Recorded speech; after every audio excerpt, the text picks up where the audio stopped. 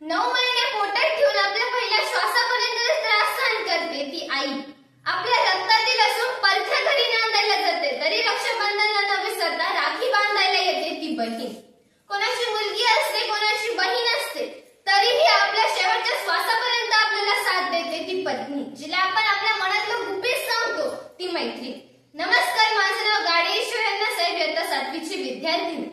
शिवरायांना स्वराज्यासाठी घडवणाऱ्या राजमाता जिजाऊ असो किंवा लहानग्याला पाठीशी बांधून रणांगण बहादूरपणे लढवणाऱ्या झाशीची राणी असो, अलौकिक समाजकार्य करणाऱ्या अहिल्याबाई होळकर असो, इथपासून तर आजपर्यंत आपण जर महिलांचं जीवनपट पाहिलं तर आपल्या लक्षात येतं की संघर्षातूनच त्यांच्या जीवनाची ओळख निर्माण झालेली आहे. अशा विविध स्त्रियांपुढे मी नतमस्तक होऊन माझ्या भाषणास सुरुवात करते.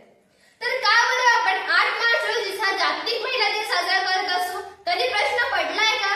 तर 8 मार्च 1908 रोजी न्यूयॉर्क मधील कपड्याच्या कारखान्यात काम करणाऱ्या स्त्रियांनी एक लढा दिला होता. पण का बरं दिला असेल बरं हा लढा?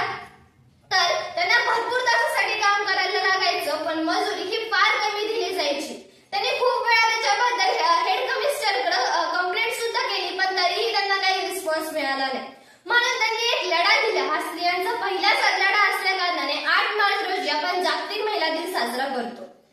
आम्ही जसं तुम्हाला एक उदाहरण सांगितलं की लहानग्याला पाठीशी बांधून रणांगण बहादूरपणे झाशीच्या राणीने लढवलं. आपल्या बाळाच्या प्रेमापोटी रायगडाचा उभा कडा उतरून हिरकणी आली. यावरून स्त्री एक अगाध शक्तीचं रूप आहे हे आपल्याला समजते. इथे आज सगळ्या स्त्रिया आनंदित आहेत, पण खरंच स्त्री स्वातंत्र्य झाली का?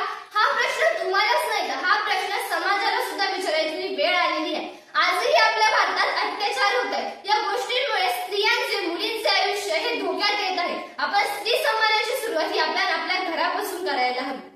शेवटी मी हेच म्हणू इच्छिते, तुझ्या प्रयत्नांना यश मिळू दे, यशाची सोनेरी किरण लाभू दे. तुझ्या प्रयत्नांना यश मिळू दे, यशाची सोनेरी किरण लाभू दे. पुन्हा एकदा स्त्री शक्तीचा जागर होऊ दे, पुन्हा एकदा स्त्री शक्तीचा जागर होऊ दे. धन्यवाद.